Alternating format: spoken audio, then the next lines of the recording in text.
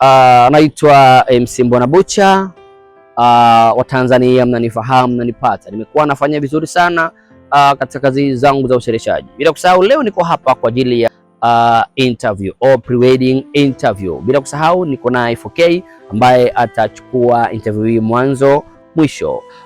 Unaweza kuuliza niko wapi? Nipo mkoa wa Kigoma, Grano Beach. Beach nzuri kweli kweli ambayo kiuhalisia inapatikana manispaa Kigoma Ujiji. Nimekuja hapa kwa lengo la kuongea, kwa lengo la kudiscuss. Unajua nikwambia kitu mtazamaji kwamba usione mtu yupo kwenye ndoa kuna vitu vingi amepitia. Kwa tumekuja kupiga story na bibi harusi mtarajiwa anaitwa Bi Esther ambaye kiuhalisia siku ya tarehe 23 tutakuwa pale ukumbi wa NCF Hall mkoa wa Kigoma kuweza kufanya sendofu yake, na baada hapo nitasafiri kuelekea Mwanza. Kwa hiyo naomba sasa wewe mtazamaji basi fuatilia interview hii hapa ambayo kiuhalisia inachukuliwa vizuri na photographer, videographer bora anaitwa 4K. So usikose, tufuatilie, nitakuwa naye hivi karibuni. Atakuwa bi harusi tarajiwa hapa tukiongea tukifurahi. Fuatilia interview hii na Mungu atakubariki. You can learn something from this interview. Mungu akubariki. I love so much.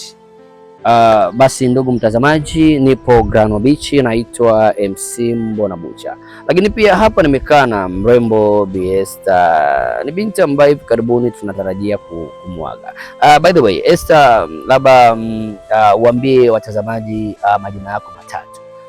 Karibu. Asante. Majina yangu naitwa Esther Severino Kanazi. Kanazi. Wow, majina mazuri.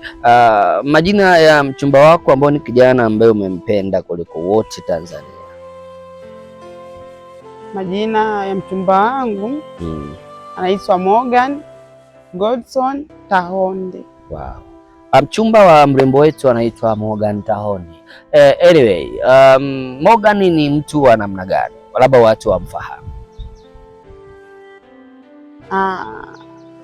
Ni kijana mwenye sifa zipi? Manake you are very beautiful. Sasa kama ni mdada mrembo, kwa kweli kijana ambaye nategemea mpaka unakubali kuanza naye maisha ya ndoa, I hope ni kijana, labda utuambie ni kijana huyu ana sifa zipi, labda tuambie. Sifa yake ya kwanza ana hofu ya Mungu ndani yake. Okay. Kitu kingine ni mpole. Mpole. Wow. Kuna jambo lingine? Yapo mengi. Yako mengi. Wow. Lakini kitu kikubwa ametuambia bi harusi tarajiwa kwamba mchumba wake ana hofu ya Mungu, mchumba wake ni mtaratibu au ni mpole. Anyway, safari yenu ya mahusiano ilianza lini?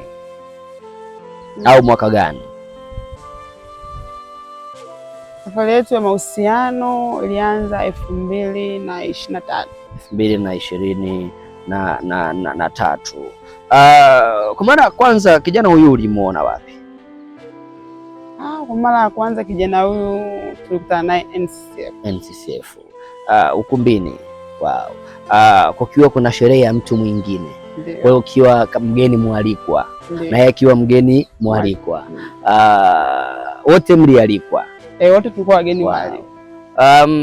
Kwa mara ya kwanza anatamani kuongea na wewe, ukoona kwamba ni kijana mwongo kama ilivyo taswira ya leo? Vijana wengi